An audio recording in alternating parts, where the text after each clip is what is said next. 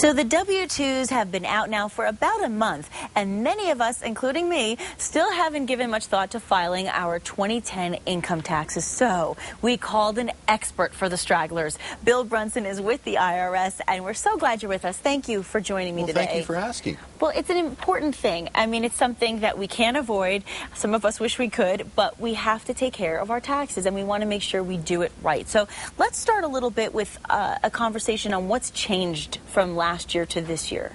Well, the Internal Revenue Service has changes every year due to Congress. Sure. So one of the items deals with the earned income tax credit. Okay. And that amount, the credit itself is a refundable credit, and that amount has increased. Oh. And it's up as much as $5,666 for the individual. So if you qualify, which means that you've worked, basically earned money, have income of around $49,000 or less, you have to file a return and have a valid Social Security number, you could qualify for this valuable credit.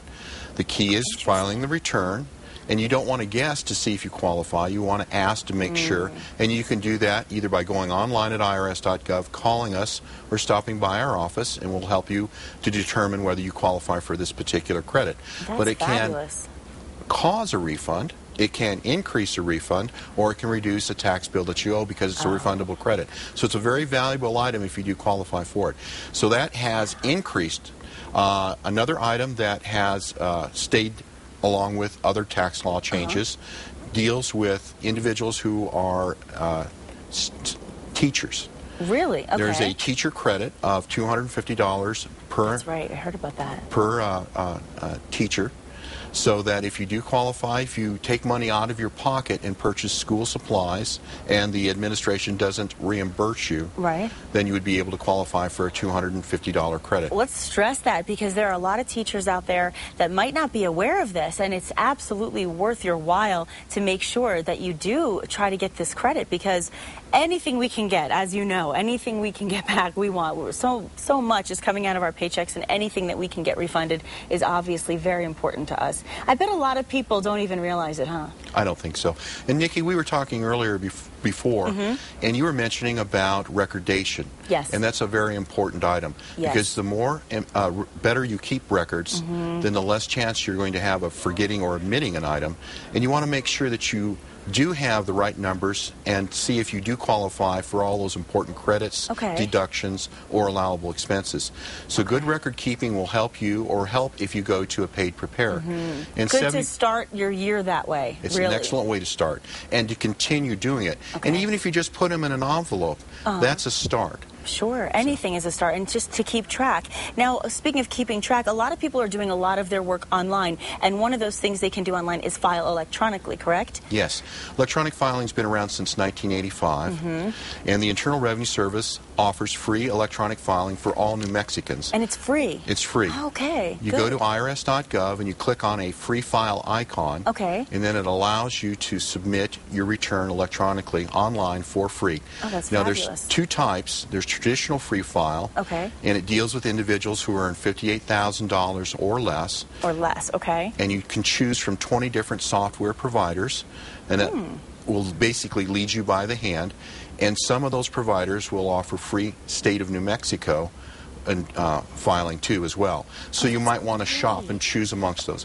Now, if you're one of those fortunate individuals that earns over $58,000, you can still electronically file, but it's referred to as fillable forms, and you put in some information and then you transmit it.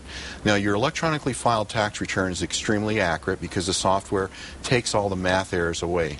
Oh, see, then that's a big thing, especially for me when I sit and try to add up all my receipts. Forget it. It's not even worth a try. And that's what I was actually going to ask you, is how many of us and who really need to go to somebody for our tax preparation, and how many and who should do it on their own?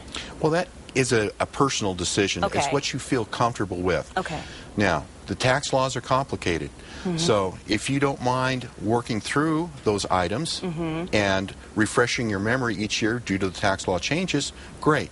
But if you do need to go to a paid preparer, there are several out there, but you have to be careful, because there are bad ones as well as the good ones. A bad one can hurt you, a good one will be helpful. And there are certain things that you can look for in a good one as well as in a bad one. A good tax preparer will be around long after the filing season, in case you get one of those letters from the IRS in the mail, they'll have gone back and learned about the new tax laws, continual professional education, and be able to apply it to your specific facts and circumstances, the information on the return, and make sure that you qualify for all those deductions and credits and allowable expenses. Right. A good tax preparer is going to willingly sign the tax return. Yes, but what I was going to say is a good tax preparer will also tell you when you're claiming too much, because I think that's really the key to not getting audited, because I think what happens is a lot of people overclaim and then boom, they get audited. Well, your good tax preparer is going to caution you. They're going to be reasonable and say, here are items that are allowable, and we can use those. But those 3 or 4 other things you just mentioned, truly they're a business expense, or how did you get that number? Did you extrapolate it from the air? Exactly. With recordation, if you have business mileage, it can be as simple as a log that all you do is use your start mileage and your end mileage, and that would be an allowable item in case you were audited. That's great, and really helpful information and important information. And you said that everybody can go to, what's the website? irs.gov. Very simple. But I think what we should do is really just tell everybody to get on board online, because I think that's the simplest way to do it. And really, ultimately, getting on track as soon as possible is also the best way to do it. That's correct, because the due date is Monday, April 15th. Exactly. Folks have an additional 3 days to file, as well as pay any taxes due. Okay. And all they have to do is pick up the phone or drop by our office on Montgomery Boulevard, or go online if they need help. Simple, simple. Thank you so much, Bill, for being here. We appreciate your time, and of course, we do recommend that everybody gets on track with their tax. Thank you so much for coming in.